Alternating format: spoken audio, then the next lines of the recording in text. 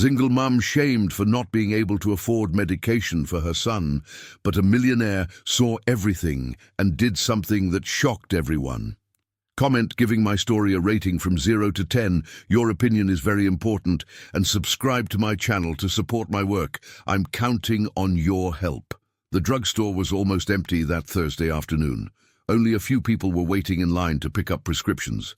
The air conditioning was barely working, making the air stuffy and filled with the characteristic smell of medicine and rubbing alcohol. The 28-year-old single mom tightly held the small, sweaty hand of her 4-year-old son, who wouldn't stop coughing. His little eyes were red and watery, and the fever was leaving him visibly weak and sleepy. She checked the pocket of her faded jeans one more time, counting the coins for the third time. $3 and change. She hoped it would be enough for the cough syrup that the doctor at the free clinic had prescribed. The little guy had spent the previous night coughing incessantly, barely able to sleep, and she knew she couldn't put off buying the medicine any longer. When it was finally her turn at the counter, the middle-aged pharmacist looked her up and down with an air of superiority. The woman behind the counter wore an impeccably white lab coat. Her hair was pulled back in a perfect bun, and her expression betrayed barely concealed disdain. She took the prescription with a dismissive gesture, checked the computer, and announced the price loudly, as if she wanted everyone in line to hear. $30, she said with a sarcastic smile. Are you sure you can afford that? The young mother felt her face flush with shame. She lowered her voice and explained that she only had $3, asking if there was a cheaper generic or if she could pay the difference next week. The pharmacist laughed loudly, drawing the attention of the other people in line. Well, look at this, folks. Someone wants to take medicine on credit. The woman shook her head theatrically. This isn't a charity, honey. Come back when you have real money. The people in line began to murmur among themselves. Some chuckled, others shook their heads in disapproval. The little boy started to cry softly, realizing that something was wrong, and clung even tighter to his mother's leg. She felt her eyes fill with tears of humiliation, but she tried to keep her composure. Please, she murmured, he's very sick. Can I leave my ID as collateral? ID doesn't pay the bills, the pharmacist replied sharply. Either pay cash or get out of line. There are people waiting here. It was at that moment that the 30-year-old man, who was waiting patiently at the end of the line, witnessed the whole scene. He wore casual but clearly expensive clothes, an understated but recognizable watch, and carried a small bag with imported medications that he had just picked up at another branch of the chain. His dark eyes carefully observed the situation, and something in his expression changed when he saw the tears that the young mother was trying to hold back. Without hesitation, he approached the counter with firm steps. The pharmacist completely changed her demeanor upon seeing him, straightening up and forcing a professional smile. It was obvious that she recognized him as someone of means, someone who deserved to be treated with respect. "I'll pay for the child's medicine," he said simply, taking his wallet out of his pocket. "And I also want those children's vitamin supplements from the shelf." The single mom turned to him with wide eyes, visibly embarrassed. "No, sir, I can't accept. You don't have to." "The boy is sick," he replied gently, without taking his eyes off her face. "And every child deserves access to medication." The pharmacist, now solicitous and smiling, quickly processed the payment and wrapped up the medications.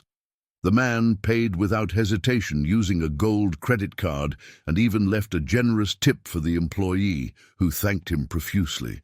As they headed for the exit of the drugstore, the young mother tried once again to refuse the help, but he was already crouching down to the boy's height, asking his name and how he was feeling. The child, still shy, replied quietly that his throat hurt. "You'll be feeling better soon," he said with a genuine smile, handing him a small toy that he had impulsively bought along with the medicine. "Take the syrup your mom gives you, okay?"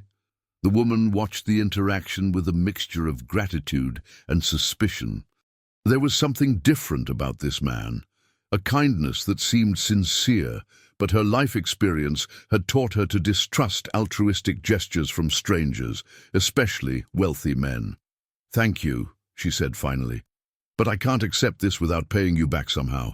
Give me your name and address, and I'll pay you back as soon as I can." He smiled again and took a card from his pocket, writing a phone number on the back. "No need to pay anything back. But if you want to talk or need anything, you can call." She took the card hesitantly, reading the name printed on it. Entrepreneur, owner of several investment companies in the area. She felt her stomach tighten as she realized the magnitude of the difference between their worlds. "I work a lot," she said, as if it were an anticipated excuse.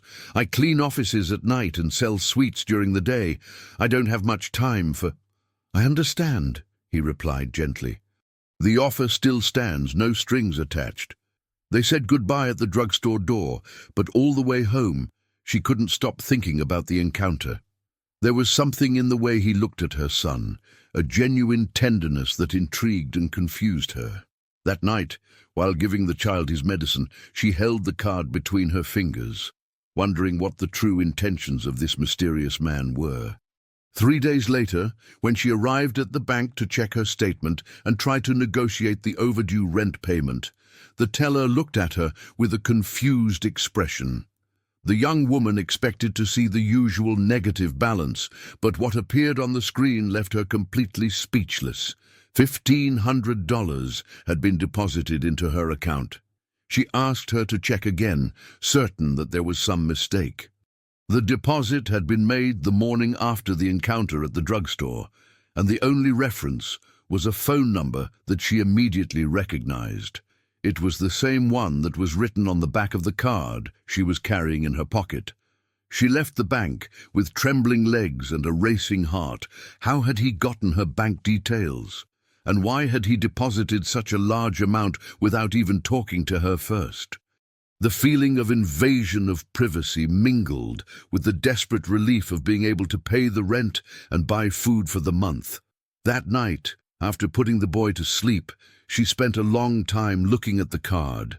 Several times she picked up the phone to call, but always gave up at the last moment.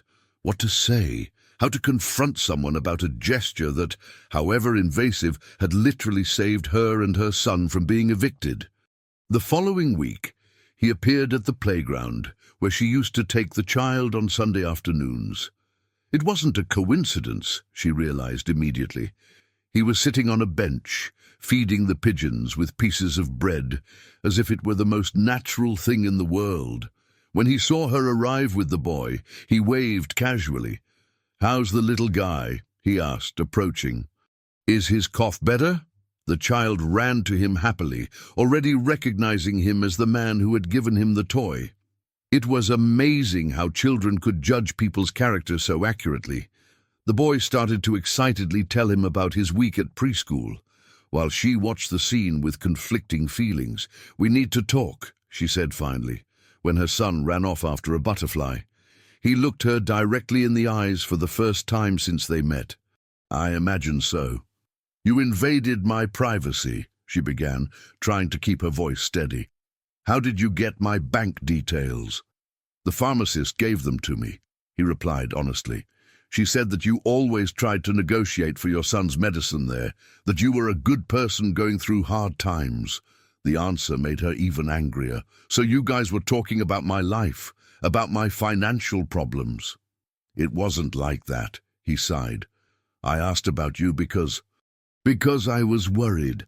That scene in the drugstore stuck with me." She crossed her arms, maintaining her defensive posture. "And you thought you could solve my life by depositing money into my account without even asking. Would you have accepted if I asked?" The question caught her off guard. They were silent for a few moments, watching the boy play on the swings. It was true.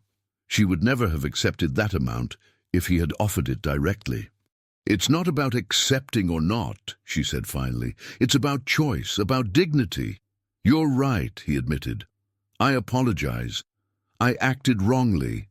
The sincerity in his voice disarmed her momentarily. She had prepared for an argument, not for a genuine apology. She observed his face more closely, noticing the lines of fatigue around his eyes, the tension in his jaw that suggested he was also carrying his own burdens. "Why did you do it?" she asked, softening her tone. "Really, why did you care?" He thought for a long time before answering. "I grew up without parents," he said finally. "I was raised by a woman who took me in, but I always felt that there was something calculated about it. When I saw you in that drugstore, defending your son, even while being humiliated, I saw something I never had, unconditional and true love." The confession created an unexpected intimacy between them. She felt her defenses weakening, but immediately reinforced them. Rich men always had sad stories to tell when they wanted something. "Look," she said, returning to her practical tone, "I appreciate the help, I really do. But I can't accept anything else, and I don't want my son to get used to things we can't have." He nodded, but she noticed a determination in his eyes that made her uneasy. "I understand, but can I at least come here sometimes? I like seeing children playing. It reminds me that the world still has good things." She agreed reluctantly, more out of politeness than desire. But in the following weeks, he really did show up. Always casual, always respecting her space, but always present. He brought children's books, pushed the boy on the swing, patiently listened to the endless stories that the child told. It was during one of those afternoons that she found out more about him. He casually mentioned that he had lost his parents in an accident when he was 15, and that he was raised by his mother's best friend, a woman from high society who always made it clear that his presence was a favor. He talked about how he built his fortune investing in stocks and cryptocurrencies, accumulating considerable wealth, but how he felt completely empty, surrounded by people who were only interested in his money. "It must be difficult," she commented, surprised by her own empathy, "not knowing if people like you or your bank account." "It is," he replied simply. "That's why you intrigue me so much. You're the first person who knows my financial situation and still treats me like I'm just anyone." "Because you are just anyone," she replied. "Money doesn't define character." The conversation was interrupted when the boy fell off the slide and started to cry. Instinctively, both ran to help him. It was just a scratch on the knee, but the way he knelt down beside the child, checking that he was okay, touched something deep in her heart. That night, for the first time, she allowed herself to think of him as something beyond a rich stranger with a savior complex, but also for the first time she felt a real fear growing in her chest. She was starting to like him, and that was dangerous. People like her couldn't afford to dream about people like him. 2 months had passed since the first meeting, and a strange routine had been established between them. He appeared at the park on Sundays, at the grocery store on Thursdays when she did her shopping, and occasionally at the boys' school dismissal. Always with a plausible excuse, always respectful, but she began to suspect that those encounters were not as casual as he pretended. Her life, in turn, had found a more stable rhythm.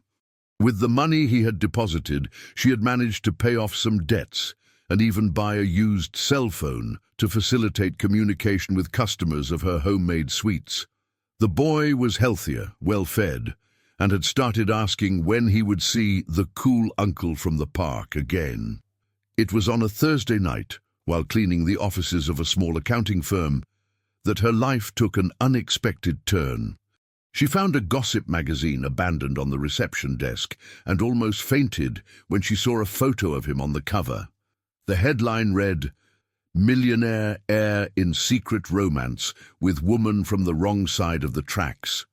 The photo had been taken in the park, showing him pushing her son on the swing. The articles speculated about the reasons for the approach, insinuating that he might be going through a midlife crisis or trying to improve his public image through charity.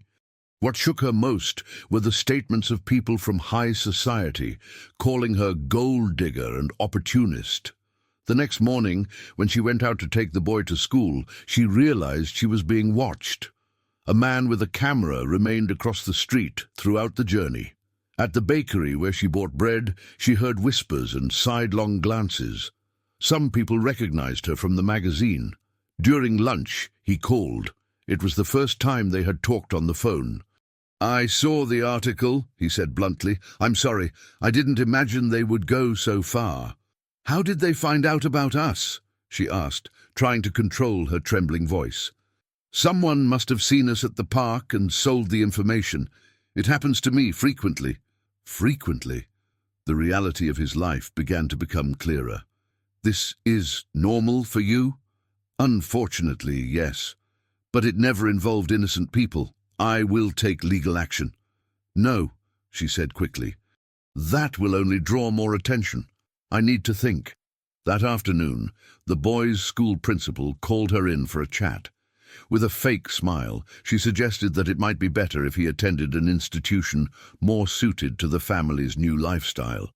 The insinuation was clear. They didn't want the negative exposure that his presence could bring. When she got home, she found a neighbor waiting at the door. The woman, who had always been cordial, now looked at her with barely concealed disdain. "So, it's true that you're getting involved with that rich guy?" she asked bluntly. "I always thought you were different from the others." "It's none of your business," she replied, trying to enter her house. "Yes, it is, because you're giving our neighborhood a bad name. People like us don't mix with people like him. Everyone in their place." That night, after putting her son to sleep, she cried like she hadn't cried in years. The pressure was coming from all sides, from the school, from the neighbors, from the media, even from work, where some customers had cancelled their orders for sweets after seeing the article. The following Sunday, he appeared at the park as usual, but she wasn't there. He waited for 2 hours before going to her house. When he rang the doorbell, she opened the door just a crack, her eyes swollen from crying so much. "I can't see you anymore," she said directly. "This is hurting my son." "We can talk about this," he tried. "There are ways to deal with the press." "There's nothing to talk about. We're from different worlds. I was stupid to think it could work." "Don't say that.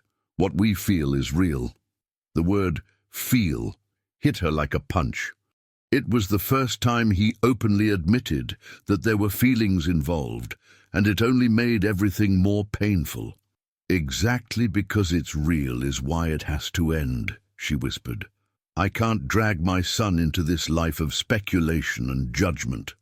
He tried to argue, but she closed the door. Inside, she leaned against the wall and burst into silent tears so as not to wake the child. During the following week, things got exponentially worse. More photos were published, this time showing her leaving her night job, with captions that insinuated that she had other jobs besides cleaning. The image they painted of her was of a woman who took advantage of rich men, using her own son as bait. The worst happened on a Tuesday morning. She was leaving for work when she found an anonymous letter under the door. The words were cruel and direct. "People like you don't deserve to be around decent people. Get out of here before something bad happens to your kid." It was the last straw. That same afternoon, she looked for apartments for rent in distant neighborhoods, places where no one knew her. She used the money that was left over from his deposit to pay for the move and the first month's rent on a small apartment on the outskirts of the city. On Friday, when he appeared at the park and didn't find her, he asked other mothers who frequented the place. One of them, with a malicious smile, said that she had moved and that she had finally realized her place in society. He left there desperate, calling her cell phone insistently, but the calls wouldn't go through. She had changed the chip. He searched at the old address, but the new tenant said that she didn't know where the old resident had gone. For 3 weeks he hired private detectives to find her. He discovered that she was working in 3 different jobs: cleaning in a hospital during the early hours, sales in a clothing store in the morning, and preparing snacks to sell at the door of a school in the afternoon. She was killing herself to work to support her son and pay the bills for the new apartment. When he finally found her, she was leaving the hospital at 6 in the morning, visibly exhausted. Her eyes had lost their shine, and she had lost several pounds. Upon seeing him, her expression hardened. "Please," he begged, "just listen to me." "There's nothing to listen to. You destroyed our life. I wasn't the one who wrote those articles. I wasn't the one who made those malicious comments. But it was your existence in my life that caused all of this," she replied with a coldness that he had never seen before. "Now, if you'll excuse me, I need to sleep 2 hours before going to my next job." She entered the building without looking back, leaving him on the sidewalk with a completely broken heart. That night, alone in his empty mansion, he made a decision that would change everything.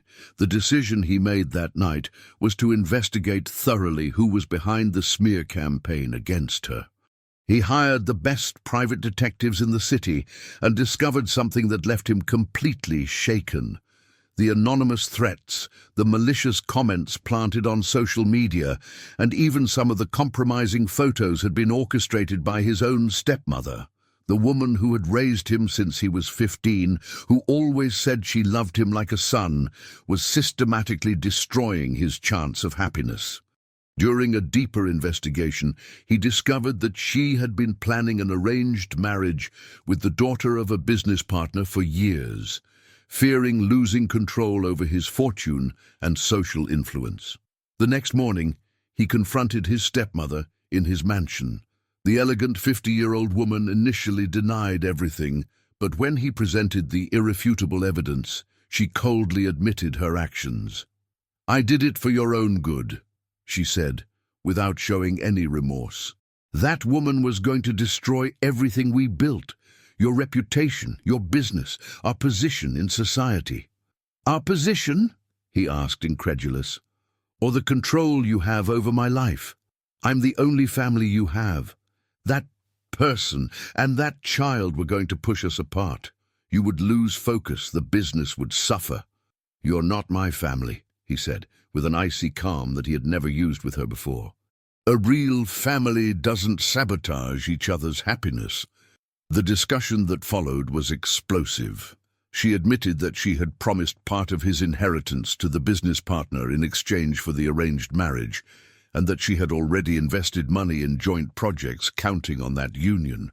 The revelation that his love life was just a piece on her financial chessboard left him nauseated. "You have until the end of the month to undo all the contracts and agreements you made in my name," he said, getting up to leave. "And I never want to see you near me or anyone I love again." "You'll regret it," she shouted as he left. "Without me, you're nothing. Without our network of contacts, your businesses will go bankrupt." He didn't answer, but her words echoed in his mind during the following days. Maybe she was right about the businesses, but he had discovered that he preferred to lose everything than to live a life built on manipulation and falsehoods. During the following month, he completely restructured his life. He sold the mansion, undid dubious partnerships, distanced himself from toxic social circles, and liquidated a large part of his investments in stocks and funds to have liquid capital. He discovered that, even without his stepmother's network of influences, his legitimate businesses were solid and profitable. At the same time, he continued investigating her life. He discovered that she was living in a tiny apartment, working 16 hours a day, and that the boy had developed behavioral problems in the new school, probably as a result of the stress and radical change in life. 5 months after the last meeting at the hospital door, he finally got an opportunity. He discovered that she had gotten a job as a secretary at a public school, a more stable job that would allow her to spend more time with her son. It was a position she really wanted, as she had always dreamed of working in education. On her first day of work, he appeared at the school not as the millionaire he used to be, but as a volunteer offering free financial literacy classes to employees. He had dressed simply, drove a used economy car, and seemed genuinely interested in contributing to the school community. When she saw him in the school hallway, She was paralyzed. He was talking animatedly with other secretaries and employees, explaining basic concepts about savings and investments in a didactic and accessible way. There was no ostentation, there was no superiority, just a man sharing knowledge. "What are you doing here?" she asked when she managed to speak to him alone during the break. "Volunteering," he replied simply.